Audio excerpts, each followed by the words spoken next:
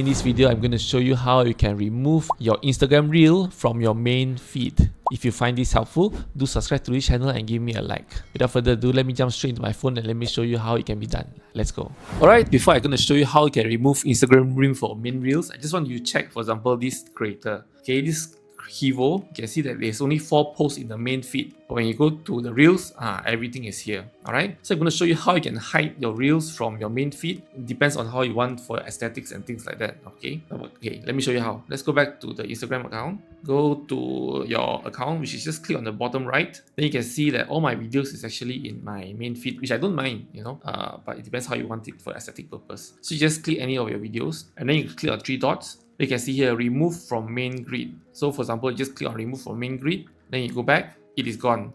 You can see here, it is still here inside your Reels tab, just that it is not in your main feed. Again, this is something, it depends on how you want your Instagram to look like. For example, like him, he don't want to show his Reels in the main grid, but I think it's okay to show that. So yeah, totally depend on you. Hope this is helpful for you. If you think this is helpful, do give me a like and subscribe to this channel so I can get more tips like this. Thank you so much for watching and I see you next time. Goodbye.